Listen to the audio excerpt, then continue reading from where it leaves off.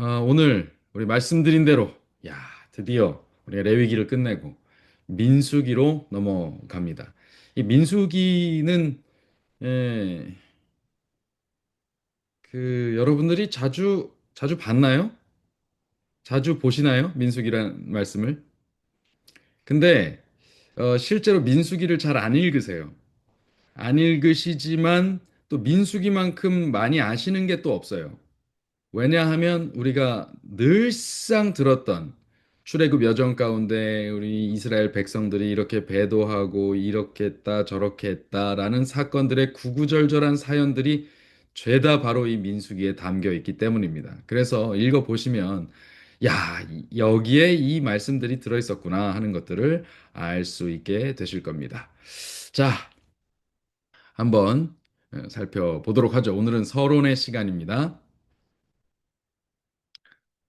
어, 먼저 책 이름을 좀 말씀드리겠습니다. 한자로는 민수기, 셀 숫자를 써서요. 민수기입니다. 백성의 수를 센다라는 의미를 가지고 있죠. 이 백성의 수를 센다는 이 이야기, 그리고 이것을 영어로 하면 numbers, 숫자들이라고 하는 것으로 이제 직역하면 그런데요. 이것은 70인역에서 이렇게 바꾼 그런 내용입니다. 그 전에는 히브리어로는 베미드바르 이렇게 되어 있습니다. 이게 뭐냐면 뜻이 광야에서라는 것입니다. 예, 민수기의 주요 배경이 바로 광야이고 실제로 모세 오경 가운데 이것은 광야에서 보낸 이야기의 내용들이다, 스토리다라는 것이 광야에서 보낸 이야기의 흐름이다, 모음이다라고 하는 것을 드러내는 적절한 제목이 되겠습니다. 자, 광야가 주요 배경입니다. 광야는 어떤 곳입니까? 여러분들 광야는 어떤 곳으로 알고 계세요? 광야하고 사막하고 비슷한데 뭐가 다를까요? 사막하고 광야는 뭐가 다릅니까? 차이점이 뭘까요? 네. 사막은 그냥 우리가 아는 모래로 돼 있는 게 사막입니다. 모래화 되는 것입니다. 아주 건조하죠. 광야는 무엇입니까? 광야는 뭐 모래도 있겠지만 주로 바위, 그다음에 나무도 있고요. 와디라고 하는 계절 강이 있습니다. 와디는 비가 내리면 강이 됐다가 우기에는 강이 됐다가 건기에는 마른 땅이 되는 곳입니다. 이렇게 골짜기 모양만 남는 것이요. 우리가 그 단풍놀이로 스타브드락에 갔었잖아요. 거기 계곡이 있어요. 분명 캐니언이 있습니다. 그런데 거기 물이 있어요, 없어요? 물이 없죠. 건기에는 말라 있고요. 비가 오면 강이 되는 것. 이것을 와디라고 합니다. 미국에도 그런 곳이 꽤 많이 있는 것 같고요. 우리가 다녀온 요세미티도 거기 우리는 계절이 좋을 때 가서 정말 아주 웅장한 폭포를 보고 왔지만 계절이 맞지 않으면 거기 물이 내려오지 않는 아니면 아주 적은 수량의 그런 폭포가 있다고 하죠. 예, 그렇습니다. 어쨌든 사막과 광야는 조금 다릅니다. 자, 광야의 의미 긍정적일까요? 부정적일까요? 여러분들 광야는 긍정적인 곳입니까? 부정적인 곳입니까? 부정적인,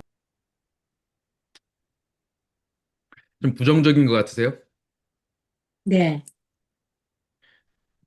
긍정적인 의미는 전혀 없을까요?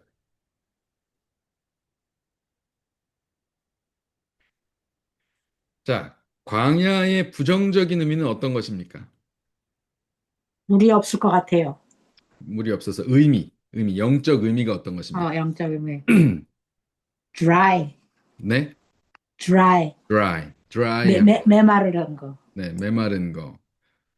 메말라서 거기에 뭐가 없어요? 물이 없어요. 거의 생명체가 없습니다. 네, 광야는요, 거의 생명체가 없어요. 그래서 고난이죠, 고난. 그 고난을 영적인 고난과 영적인 고난. 예, 영적인 의미를 지금 우리 찾자면 고난과 또는 죽음을 의미하는 것이 광야입니다. 예, 그래서 거기는 생명체가 없고 죽는 거예요. 죽음을 뜻하죠. 그럼 긍정적인 것은 어떤 의미가 있을까요? 훈련, 영적인 훈련. 훈련. 네, 훈련의 장소요. 예. 거기가 어떤 곳이냐면 고독한 곳입니다. 이게 고독하기 때문에 다른 사람이 고독하다는 것은 사람이 없어요. 인적이 없습니다. 그렇기 때문에 거기서 누굴 만나냐면 하나님을 만나는 것입니다. 이게 성경은요, 계속 반복해서 하나님의 말씀이 광야에 임하시는 장면들을 여러 번 반복합니다. 특별히 신약에서도 그렇죠. 예. 누구에게 말씀이 임할 때 거기가 광야였어요? 예. 엘리야? 신약에 이르러서.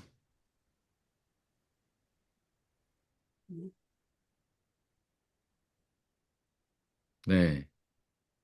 예. 여자가 낳은 자 중에 가장 큰 자라고 일컫는 바로 아, 침례 요한 요한. 심내요. 예, 침례자 요한입니다. 침례자 요한은 예, 좋은 옷을 입은 사람들, 소위 왕궁에 누가 있고 대제사장으로 누가 있고 총독으로 누가 있을 때에 하나님의 말씀이 광야에 있는 침례자 요한에게 임하셨다라는 말씀이 다 기록이 돼 있죠. 광야는 고독한 곳이지만 그래서 하나님을 만날 수 있는 곳입니다. 그래서 누군가에게는 이 고난, 죽음, 고독, 계시 이런 것들이 아주 그대로 드러나는 거예요. 그뭐 어떻게 뭐 막을 재간이 없습니다. 거기는 그냥 들어가면 그냥 있는 그대로의 날것의 사람이 그대로 드러나요. 그 상태가 그대로 드러나요. 그래서 누군가에게는 고난과 죽음을 뜻하기도 하고 또 다른 누군가는 그 고독한 시간 속에서 계시를 경험합니다. 모세가 광야에서만 80년을 살았어요. 예, 왕궁에서 40년 살았지만 미디안 땅, 그 광야에서 미디안 광야에서 40년 살다가 다시 백성들을 출애굽하는 백성들을 이끌고 또 다시 광야에서 40년 살았어요. 그는 그 40년을 살 줄을 알았을까요? 또 다른 40년을 광야 생활할 줄 알았을까요? 몰랐겠죠. 아마 그러지 못했을 거예요. 어, 그러나 광야 40년을 경험해 본 사람이 광야의 40년의 삶을 또 이끌 수 있었다라는 생각을 하게 됩니다. 그래서 가본 만큼 가본다고 하나님께서 40년 광야 생활을 경험한 자에게 이스라엘 백성의 40년을 이끌면서 견디고 인내하고 또 온유하게 그들을 대할 수 있게 하신 것 같아요. 부모들이 자녀에 대하여 인내할 수 있는 것도 먼저 인생을 살아보았기 때문인 것처럼 광야 생활을 먼저 경험해 본 것은 매우 중요한 의미를 갖는 것 같습니다. 아, 또한 그 예, 에, 그렇게 하고 그 다음에 어쨌든 책명은 광야에서 혹은 민수기입니다. 민수기라는 것은 거기에 그 앞뒤로 전반과 후반에 그 인구를 계수하는 장면이 있기 때문에 이렇게 민수기라고 이름을 붙이게 되었죠. 그러나 그 사람을 숫자를 세는 것만 거기 들어있는 것은 아닙니다. 그 사이에 있는 많은 내용들이 더 중요해서 사실은 히브리어의 이 광야에서라고 말하는 이 표현이 더 적절한 지금 우리가 민수기라고 알고 있는 책의 예, 뭐 제목으로 적절한 것이 아닌가라는 생각을 개인적으로 하게 됩니다. 자, 기록 기간을 한번 볼까요? 총 38년 9개월간의 기록입니다. 모세오경에서 가장 긴 기간 동안의 기록입니다. 자, 시작은 민수기 1장 1절 보시겠습니다. 민수기 1장 1절 다 보시죠. 찾겠습니다. 펴놓으시죠. 예. 민수기 1장 1절 제가 읽겠습니다. 이스라엘 자손이 애굽 땅에서 나온 후 둘째 해 둘째 달 첫째 날에 자, 제2년 2월 1일에 여호와께서 시내 광야 회막에서 모세에게 말씀하여 이르시되 자, 시내 광야 회막 어디입니까? 이것은 예, 레위기의 시작에 있어서 출애굽기의 마지막 끝에 있어서 또 레위기의 시작에 있어서 지어졌던 그 회막, 그 회막의 장소가 어디라고요? 시내산이 보이는 바로 그 시내 광야였다고요. 바로 그 시내 광야, 거기에 있는 회막, 거기서 모세에게 말씀하신 겁니다. 그러니까 민수기도 역시 그 시작이 어디예요? 네, 시내 광야에서 시작되었죠. 이 시작은 제 기간으로서는 제2년 2월 1일입니다.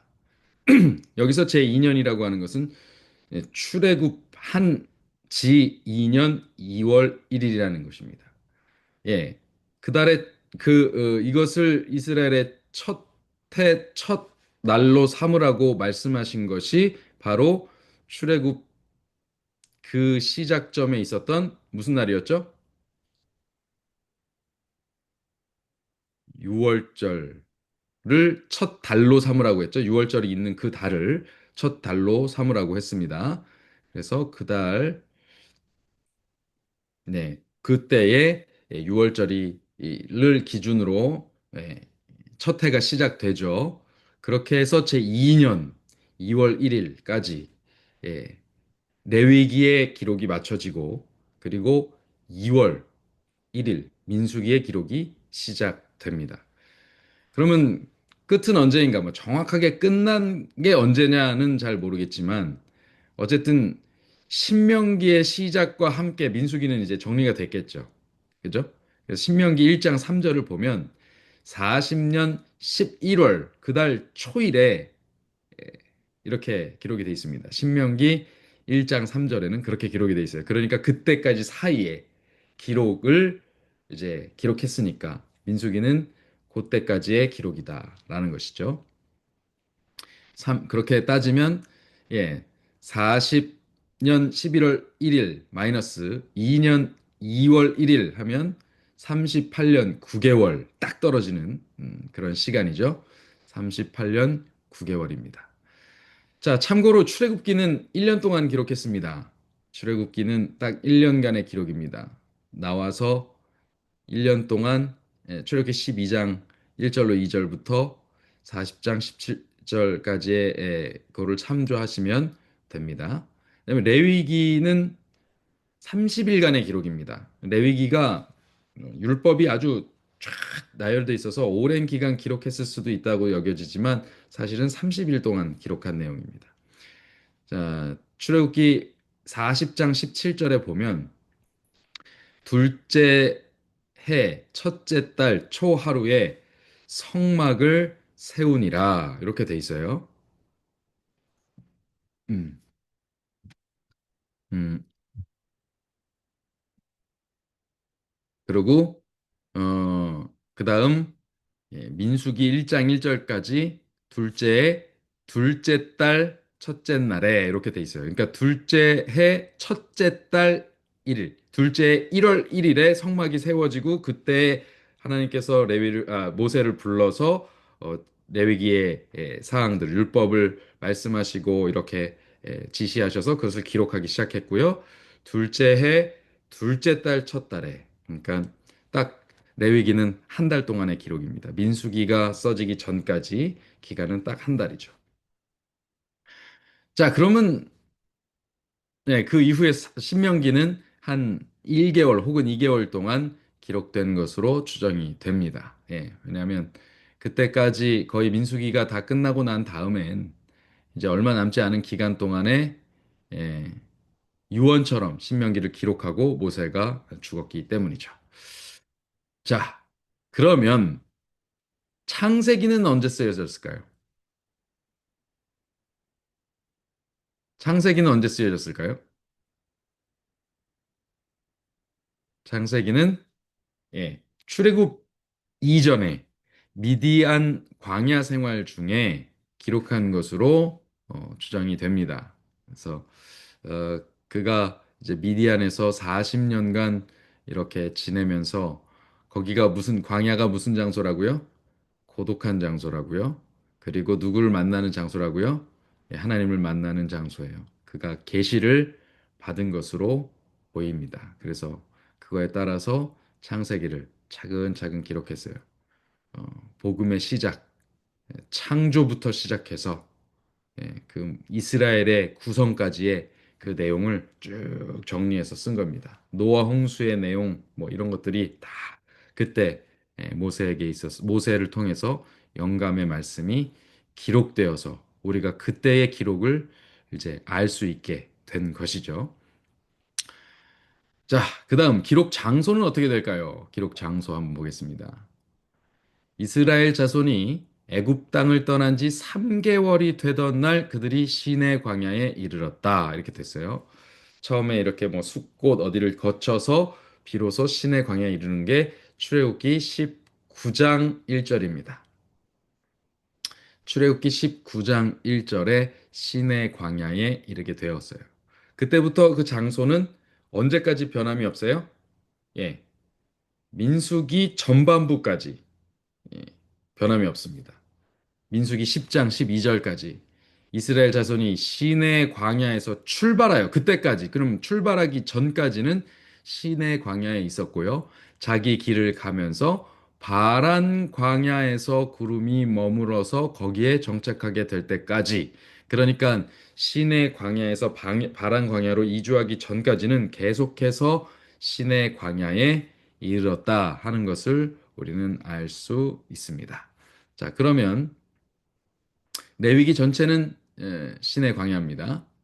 그리고 민수기는 이렇게 진행이 됩니다. 1장부터 9장까지는 신의 광야입니다. 그래서 거기서 1차 인구 조사가 있고요. 10장부터 21장까지는 바란 광야와 진 광야입니다. 그런데 진 광야는요, 성경에는요, 신 광야라고 나와요.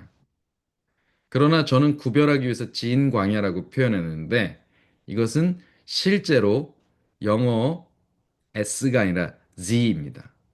Z를 쓰는 진 광야입니다. 신 광야가 아니고요. 근데 이 Z를 신이라고 이제 우리 한자 번역으로 이렇게 한글 번역으로 이렇게 하다 보니까 그렇게 신 광야가 되어 있지만 실제로는 영어 진 광야입니다. 잠시 후에 그걸 좀 더 설명드릴게요.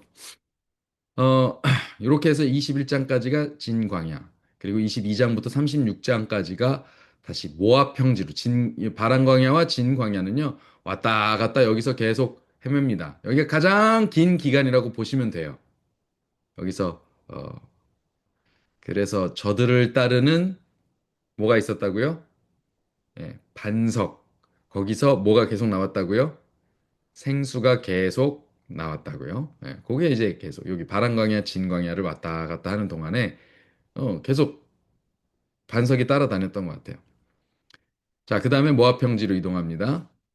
거기서 2차 인구조사가 있어요. 그래서 1차 인구조사와 2차 인구조사가 앞뒤로 싸고 있죠. 그런 상황이 됩니다. 이것의 그 시간적 세대를 보면 세대의 흐름을 보면 여기까지는 출애굽 세대입니다. 그다음 21장부터 10장부터 21장까지의 이 기간이 참 긴 기간이에요. 그래서 이 긴 기간 동안 세대 교체가 이루어집니다.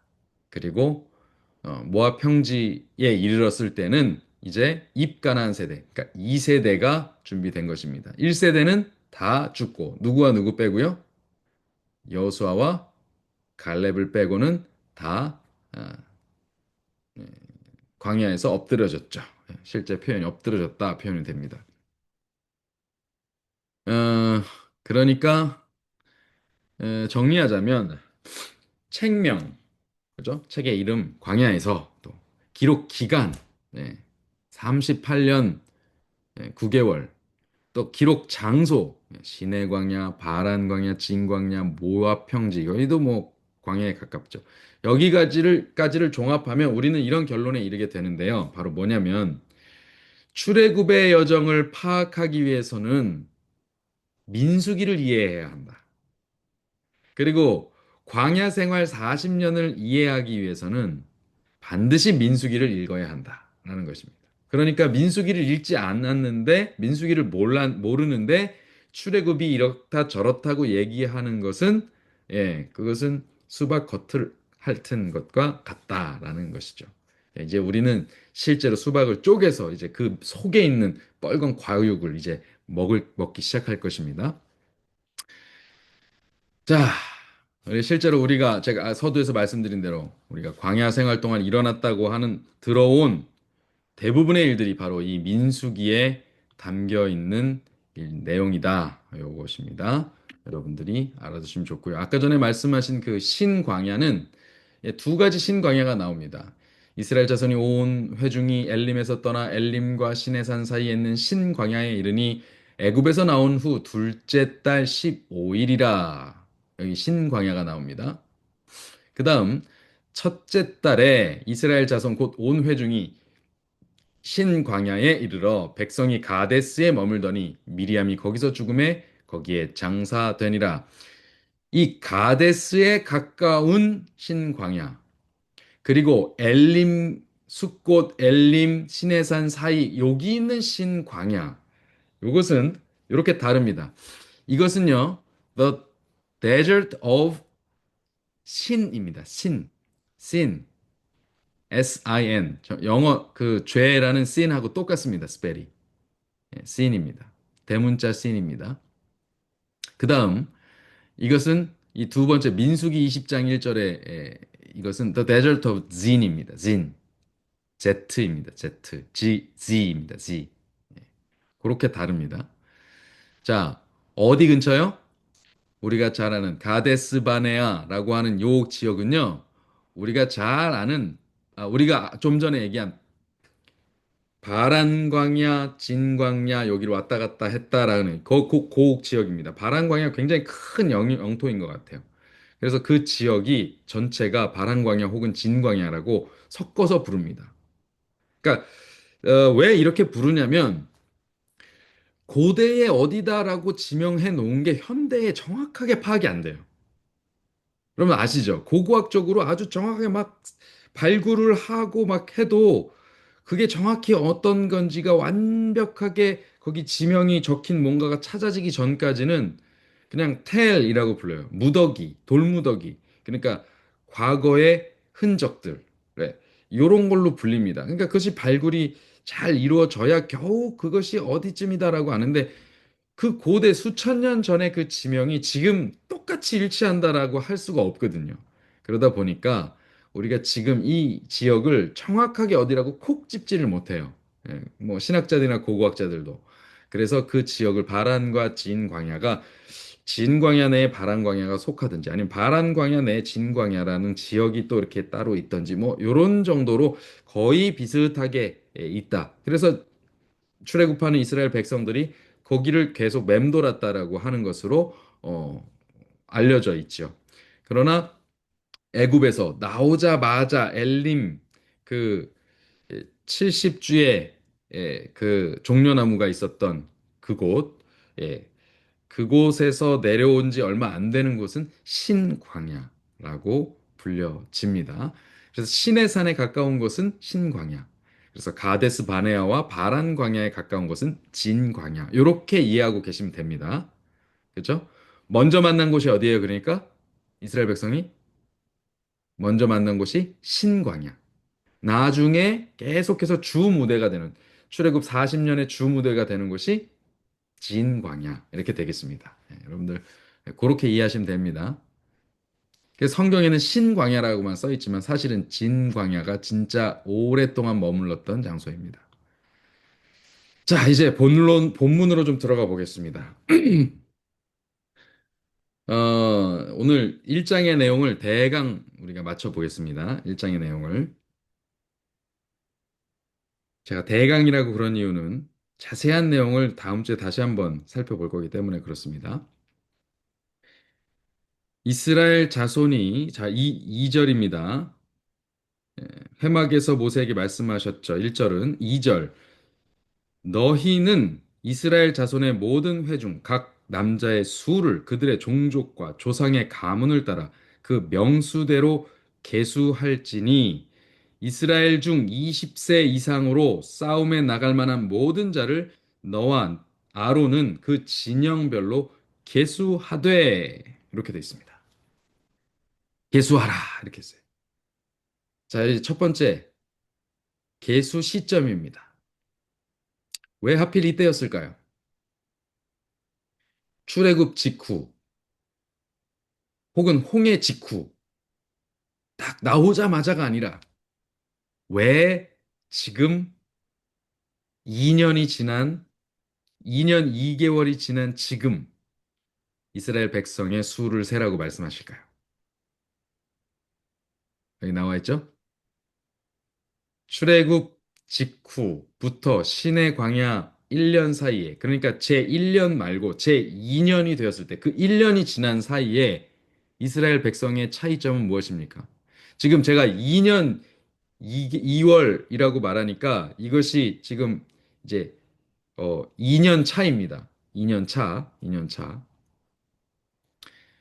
자, 요게 뭡니까? 요게. 요, 그 1년간 달라진, 이스라엘 백성이 달라진 것이 무슨 차이가 있겠습니까? 그 1년 동안 무슨 일이 있었어요? 지금 보니까 하나님께서 시내산에서 뭘 주셨어요? 출애굽기에 시내산에서 무엇을 주셨습니까? 계명을 주셨죠. 예, 율법을 주셨어요. 그리고 레위기를 통해서 뭘 주셨어요? 레위기에서는 뭐가 얻어졌어요? 그러니까 정확하게 말하면 이렇습니다. 10계명을 주시긴 했지만 출애굽기의 핵심은 10계명이라기보다는 뭐가 핵심이냐면 성소 건축, 성막 건축이 핵심입니다. 그리고 율법은 언제 주신 게 더 핵심이냐면 레위기가 더 핵심입니다. 그러니까 우리는 10계명이 직접 써주신 글이기 때문에 그것을 더 중요하게 보지만 사실은 그거는 직접 적어 주셨다라고 하는 10가지로 나눠졌다라고 하는 것의 중요성은 있지요. 그 핵심적인 내용이라는 것의 중요성은 있어요. 그것을 먼저 주셨어야만 해요. 그러나 그것을 정리하고 제대로 간수할 수 있는 것은 성막이 생긴 이후입니다. 그래서 성막을 통해서 율법을 체계적으로 반포하셨어요. 절기와 함께. 그러니까 여러분 율법과 성소가 출애굽기와 레위기에서 같이 주어졌습니다. 그래서 비로소 어떻게 됐냐면 이들이 하나님의 백성이 됩니다. 레위기까지 그들이 출애굽기에도 사실은 한 번에 개수가 한 번 더 나와요. 사실 출애굽 여정 동안 백성들을 숫자를 센 거는 세 번입니다. 출애굽기 30장에 다시 한 번 더 나오는데요. 출애굽기 30장 11절부터 16절에 아마 나올 겁니다. 거기에 뭐가 나오냐면 속전을 위한 계수가 나옵니다. 바로 이 내용입니다. 예. 이스라엘 자손의 수요를 조사해라. 20살 이상 된 자를 통해서 생명을 대속하기 위해서 반세계를 내라고 해라. 그런데 부자도 더 내게 하지 말고, 가난한 자도 덜 내게 하지 말고, 무조건 반세계씩 다 내게 해라. 그렇게 해서 그것을 속전으로 취해서 속하는 돈으로 받아서 회막 봉사에 쓰라. 그 값은 생명을 대속한 값입니다. 피값이에요. 피값. 예수님께서 백성의 죄값을 대신 치르시는 것을 상징하는 값입니다. 그래서 그 값을 치르는 거예요. 그래서 이렇게 계수할 때 숫자가 정확하게 일치합니다, 또. 자, 아무튼, 그런데 여기, 예, 여기서 어, 계수를 하죠. 이것은 무엇입니까? 하나님의 백성이 됐다는 자격을 갖춘 거예요. 율법도 가지고 있고 성소가 세워졌어요. 자, 하나님의 나라, 뭐죠? 하나님의 나라. 나라라고 하는 것은 뭐가 있어야 돼요? 먼저 국민, 국민이 있어야 돼요. 국민, 국민. 그 다음 주권, 율법이 반포됩니다. 율법이 반포되면, 헌법이 반포되면 그 주권이 누구한테 있는지 그런 것들이 명료해지죠. 그래서 그게 딱 세워져야 돼요. 국민, 주권. 그 다음에 영토 필요하죠. 그 영토가 지금 하나님의 영토가 거기 딱 박혔어요. 그게 뭐예요? 성막이죠. 성막이 하나님의 영토입니다. 그래서 그걸 중심으로 진영이 짜지면서 국민, 주권, 영토 요게 세 개의 조건이 딱 맞물려 가면서 하나님의 나라가 성립되고 그러니까 비로소 하나님의 백성으로서 제대로 된 진영을 갖추고 제대로 된 구성이 된 거예요. 자격이 갖춰진 거예요. 신분이 갖춰진 겁니다. 그래서 그때부터 수를 세는 것이 의미가 있어졌어요. 자, 이때 이스라엘 백성들은 숫자를 셌어요. 거류민, 섞여 사는 무리들 숫자 셌습니까? 안 셌습니까? 거류민에 대해서 숫자 셌다는 얘기가 있어요? 없어요? 없습니다. 그들은 숫자를 세지 않아요. 하나님의 백성만 숫자가 세어려집니다. 그러니까 신앙하려면 하나님의 백성이 되든지 안 되든지 둘 중 하나를 선택해야 됩니다. 한 발 걸치고 한 발은 여기 걸치고 한 발 저기 걸치고 하는 거 그거 이스라엘 백성 중에 거하는 것 같지만 이스라엘 백성으로 계수조차도 안 됩니다. 하나님의 율법을 받아들이고 하나님의 성막에서 계명을 준수해야 합니다.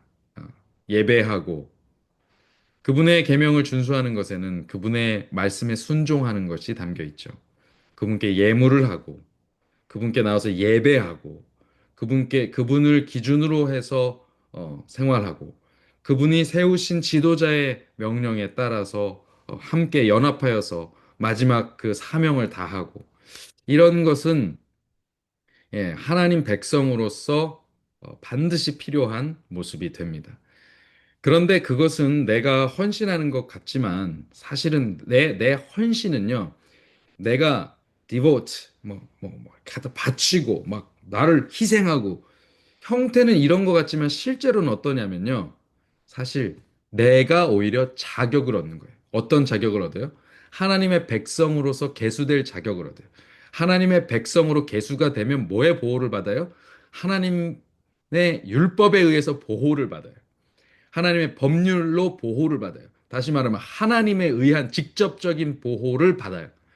그래서 이스라엘 백성들은요, 40년 동안 그 발이 부르지 않고 의복이 해지지 않는 경험을 하게 됩니다. 그리고 그들이 하나님 앞에 순종하는 동안은요, 어떤 백성도 그들을 대항하지 못했어요. 예. 그들이 의심하고, 그들이 우상숭배에 빠지고, 그들이 반역하고, 그들이 배도하고, 그들이 반항하고, 그들이 도전하고, 세우신 리더십에 반역하고, 이런 일들이 있었기 때문에 문제가 되긴 했어도, 그 외에 하나님 말씀에 순종하는 한은 그 모든 것으로부터 보호를 받게 됩니다.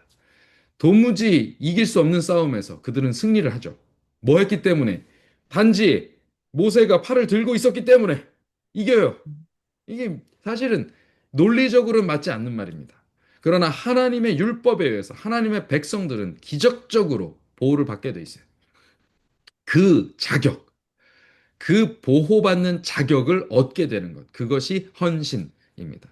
consecration. consecration을 이제 그 정로의 계단의 제 3장을 아니죠.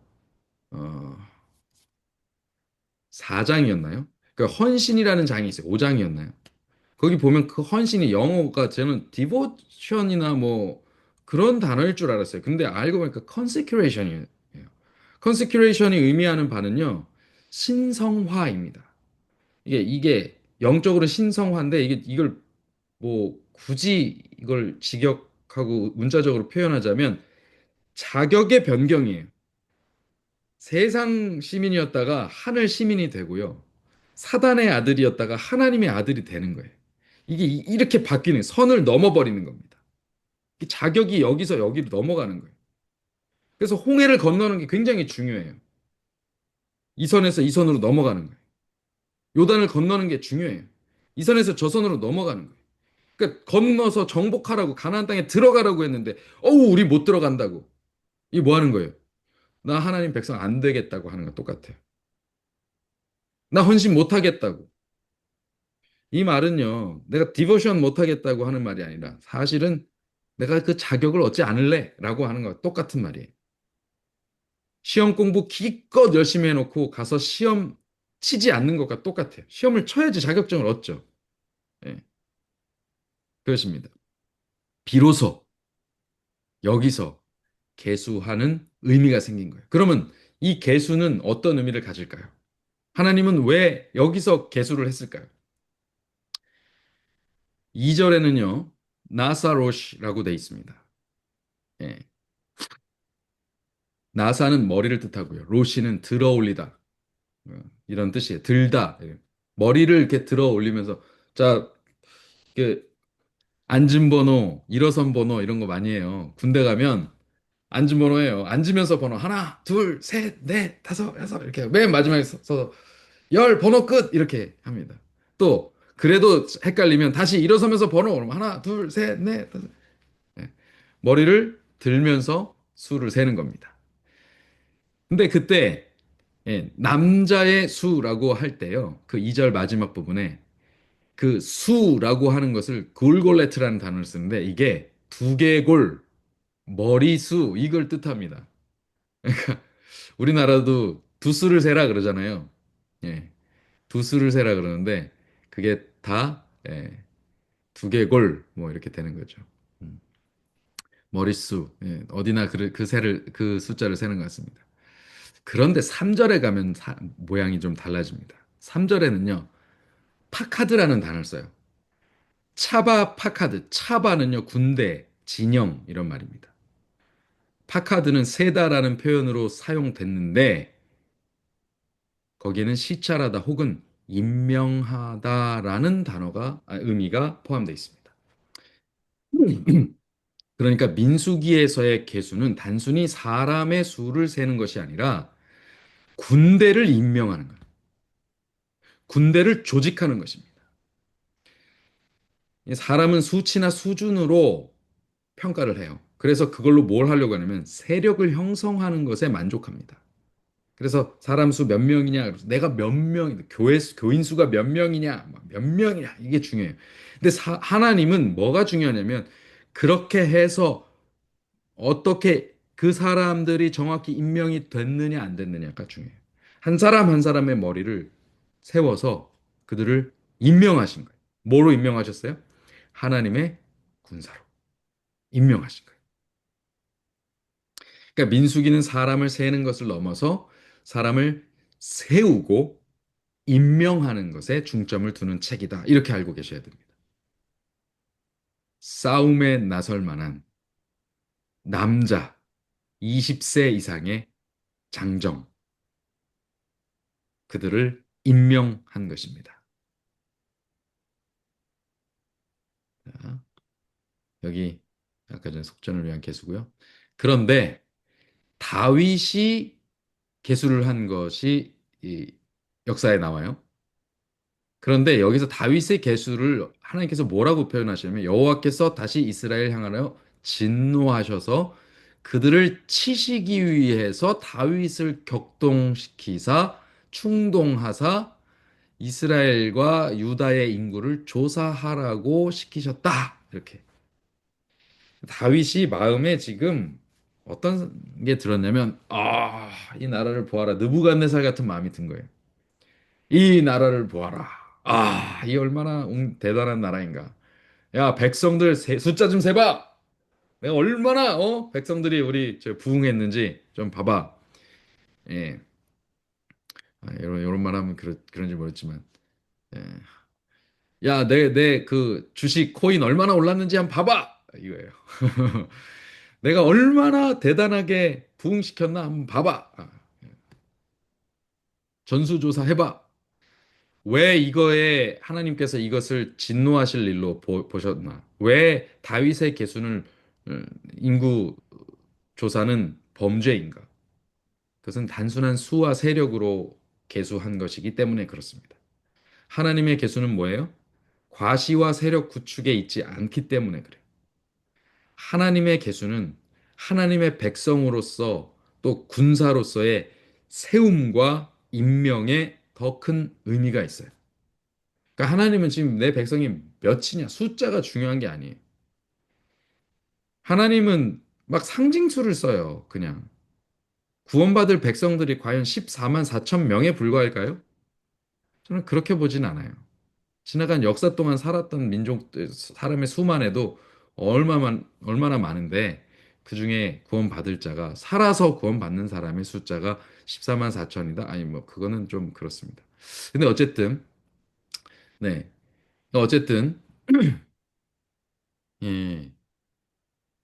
그러니까 하나님은 숫자의 그 많고 적음이 중요한 게 아니라 그 숫자가 어떤 의미를 갖느냐가 더 중요하다는 것입니다.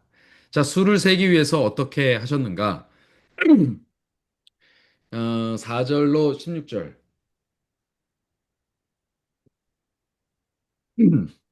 두령들을 세웁니다. 먼저 두령들을 세우는데 이 두령들이 누구냐면요. 여러분이 잘 아시는 열두 두령들입니다. 열두 두령들이 이 민수기에서 어떤 일도 했어요? 나중에 어떤 일도 했을까요? 12명 하면 떠오르는 거 있지 않습니까? 열두? 열두 제자, 열두 제자 말고 여기 민수기에서 열두 지파, 지파의 대표들이죠. 열두 정탐꾼.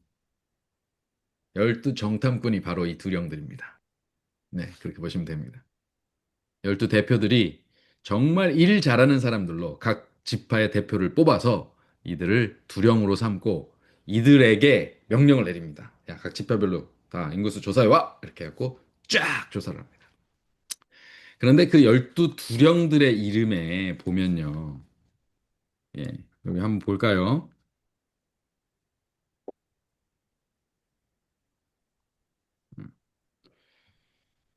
자,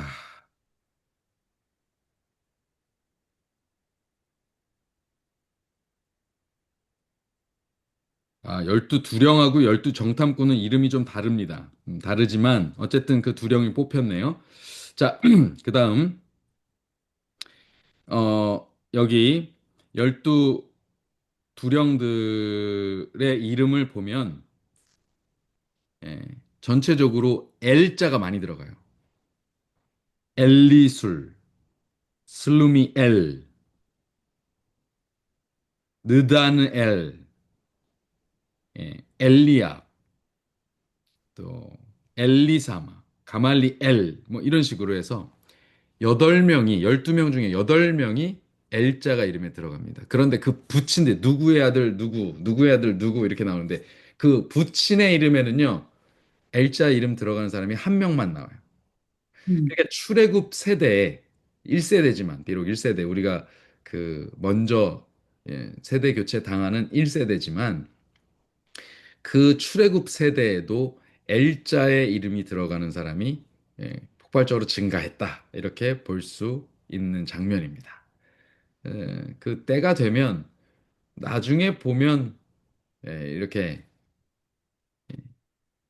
정말 그때는 그런 징조가 있었구나 하는 것들이 꽤 보일 거예요. 지금 우리가 파악하지 못하는 것들 지나고 보면 그것들이 야, 이랬네 하는 것들이 꽤 많을 거라고 생각이 됩니다. 자, 이제 개수의 총계.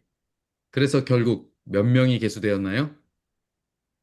60만 3,550명입니다. 60만 3,550명. 요거는 뭐 좀 상식적으로 알아두시면 좋습니다. 출애굽한 백성의 숫자가 몇 명이냐? 60만 3,550명. 출애굽기 38장 26절에도 60만 3,550명. 이게 뭐예요? 속전 내는 숫자. 60만 3,550명. 네, 민수기 2장 32절에도 다시 한번 60만 3,550명. 나머지 출애굽기 12장 37절 뭐 이런 데서는 다 60만 이런 표현이 나옵니다. 자, 그러니까 60만은 대강 말하자면 60만이고 정확히 말하면 60만 3,550명이에요. 그렇죠? 1차 인구조사의 결과입니다. 이 숫자가 계속해서 반복해서 나온다는 얘기는 이것이 가상의 숫자다 아니다? 아니다. 그래서 제가 왜 지금 이 가상의 숫자냐 아니냐에 대한 이야기를 하느냐? 왜 그럴까요? 이것이 논란이 되기 때문에 그렇습니다. 예, 요즘 뭐, 예, 요즘 문제가 아니죠. 한참 됐죠. 이 성경의 성경이 하나님의 말씀이 아니다라고 하는 주장하는 사람들에 의해서 성경이 많이 난도질을 당하는데 그 중에 실제로 이 출애굽한 백성들이 60만 장정만 60만 그래서 대략 200만 가까운 대군이 이렇게 나왔다. 대규모의 인구가 이동을 했다라고 하는 것에 대해서 믿을 수가 없다. 그 당시에 그런 민족의 대이동이 있을 수가 없다. 그것도 40년 동안 광야에서 산다니 먹을 것도 없고 물도 없는 그런 곳에서 절대로 불가능하다. 이 과학적으로 보면 이게 불가능한 거거든요. 예. 음, 예, 우리가 지금 너무 당연하게 받아들이고 있어요. 40년 동안 살았다더라. 그랬구나. 살았구나. 그냥 그걸 받아들이니까 그런데 사실은 이건 경이로운 일이에요. 이건 있을 수 없는 일이에요. 예수님이 40일 동안 금식하면서 광야에서 지내신 것도 믿을 수 없는 일이지만 이스라엘 백성 200만 명이 노약자도 있고 가축도 있는 그들이 이 40년 동안 광야에서 살았다는 것도 믿을 수가 말이 안 되는 얘기입니다. 그러니까 그들은 믿을 수가 없어서 이 숫자가 이렇게 되지 않았을 것이다. 들어간 숫자가 고작 70명 아니냐. 그 430년이 지났다고 해도 어떻게 200만으로 늘어날 수가 없다. 그런 성경 분명히 얘기하죠. 생육이 중다하다. 생육과 번성이 중다하다 그랬어요. 이스라엘 백성들은 그냥 자식들을 순풍순풍 잘 낳는 거예요. 예. 옛날에 무슨 드라마 이름 중에 시트콤 중에 순풍산부인과가 있었는데 순풍순풍 아이들 너무 잘 낳은 거예요. 예. 배 아파 산통이 오나 봐 하고 찾아가면 벌써 나왔다. 뭐 이렇게 거짓말을 할 정도로 잘 나은 것입니다. 근데 중요한 건 그래요. 고대에는 또 많이 나왔지만 많이 일찍 죽기도 했어요. 아이들이. 그러면 이제 인구 밀도가 맞춰지는데 이스라엘 백성들은 죽지도 않아. 아이들이 너무 건강해. 그런 것들이 이제 하나님께서 특별하게 보호하셔서 확 증가하게 되는 것입니다. 미국이 축복을 받은 나라입니다. 미국에 천적이 없었죠. 네. 사실 정복하고 그 이후로는 독립전쟁 이후로 그냥 쫙 번성하고 나라가 얼마나 장성하게 됩니까? 세계 경찰국으로 성장하고 초강대국, 예, 그냥 뭐 1번 국가로 어, 성장하기까지 하나님께서 지키고 보호하여 주셨던 것이죠. 그런 미국은 무엇을 표방하는 국가입니까? 바로 기독교 국가를 표방하던, 표방하는, 지금도 표방은 하죠. 그런 나라죠. 그렇기 때문에 복을 받아서 그렇게 됐다. 이스라엘 백성들도 하나님의 백성으로서 그렇게 복을 받은 것입니다. 그래서 200만이 됐다. 근데 믿을 수 없다. 그것에 대해서 반박하는 성경 자체의 증거는 계속해서 반복적으로 그 숫자를 애매모호하게 대충 몇 명 이렇게 안 하고 정확한 숫자를 가지고 이것은 상징수가 아닙니다, 지금. 그죠? 숫자가 정확하게 개수가 됐어요. 그래서 그 개수된 숫자를 합니다. 근데 이제 이 사람들이 그런 얘기는 해요. 지금 보면 4만 500명이더라. 뭐 몇백 명이더라. 몇백 명이더라. 이게 100명 단위로 이제 끊어지니까 어? 몇십 몇 명은 어디 있어? 그것까지는 없네? 그러니까 그거 정확하지 않은 거야. 해봐야 50명 단위가 마지막 끊어지는 거예요. 1 단위가 없어요. 그러니까 요것에 대해서 신빙성이 떨어진다라고 또 주장하는 근거로 삼습니다. 거기까지는 예, 글쎄요. 저도 모르겠습니다. 그러나 성경에서 이 정도까지 세밀하게 했다면 이 고대의 기록에 이 정도까지 기록했다면 이것은 거의 신빙성 있는 어, 실제 수에 가까운 그런 숫자가 되지 않겠나 생각을 해봅니다.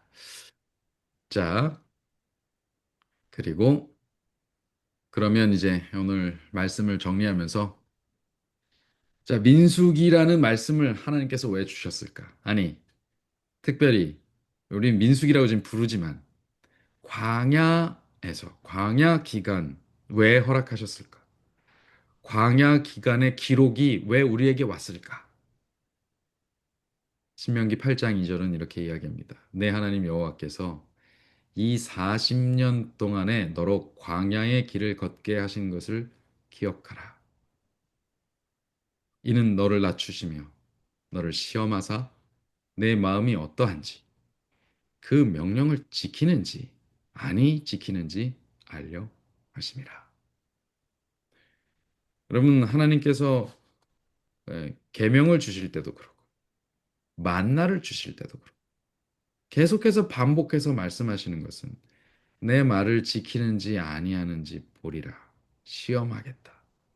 이런 말씀을 계속 반복하십니다. 결국 광야 생활의 목적은 우리가 하나님의 말씀을 어디까지 들을 수 있게 되는가입니다. 이 광야 생활 마지막에 홍해를 건너는 것은 광야 생활의 시작이었고 광야 생활을 끝내는 건 요단을 건너는 건데 그 홍해를 건널 때와 요단을 건널 때의 차이를 제가 말씀드린 적이 있습니다. 홍해는 갈라지고 건넜고 요단은 들어가니 갈라졌고 여러분 이미 그 범람하고 있는 요단을 건너려고 줄을 섰을 때부터 이스라엘 백성들은 하나님의 말씀, 특별히 그 하나님의 뜻을 상징하는 불구름 기둥이 올라가는 그 표만 보면 그들은 당연히 일어나서 움직여야 된다고 생각하고 말씀 그대로, 명령 그대로 따르는 그것이 자연스러워진, 습관들여진 그런 백성이 되었다라는 것입니다. 네, 우리가 여호수아와 이 사사기를 이미 공부했습니다. 거기 보면 그러던 민족도 어떻게 돼요? 곧바로 우상 숭배에 빠지고 곧바로 패역하고 곧바로 이스라엘의 왕이 없어서 자기 소견에 오른 대로 했다라고 말하는 백성이었지만 그런데 그 백성들도 요단을 건너려고 할 때 착 바로 줄 쓸 정도로 순종하고 명령을 지키는 백성으로 적어도 40년 동안 또 훈련을 받았던 경력이 있었다라는 것입니다.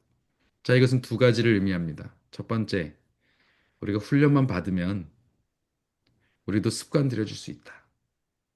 우리가 우리의 일생을 하나님께서 우리에게 베푸시는 훈련이라고 생각하고 하나님의 말씀 따르는 것, 말씀을 더 온전히 따르는 것, 더 충성되이 따르는 것, 내가 하나만 따르다가 이젠 둘을 따르고 이젠 셋을 따르고 나중에 열 가지 모두를 따르게 되는 데까지 내가 나아가야겠다라는 의미가 있고요.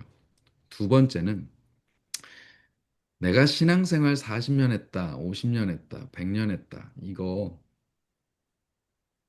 자랑할 게 아니다.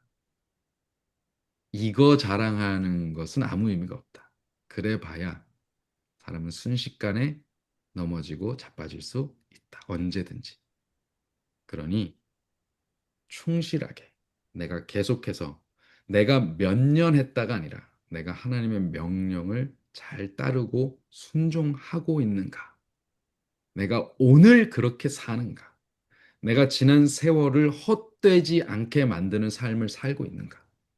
이것을 점검하는 것이 중요하다. 그것을 무슨 경력, 그 수치, 자랑거리, 세력, 내 뭐랄까, 내 지위, 예, 내 권위의 어떤 그런 발판으로 삼으려고 들지 말라. 하나님께 순종하는 것이 잘 순종하는 것이 계급장이 아니다. 예, 직분을 받을수록 직책을 가질수록 우리가 이제 내일 선거위원회도 하는데요. 그것은 하나님께 더 충성하고 하나님의 말씀을 더 잘 지키는 훈련을 받는 기회가 된다는 것을 꼭 기억하시게 되시길 바라고요. 선거위원회에서 어떤 직책을 맡게 되시든지 그 직분에 순종하게 되시기도 바랍니다. 자, 그러면 오늘 말씀을 여기서 줄이겠습니다.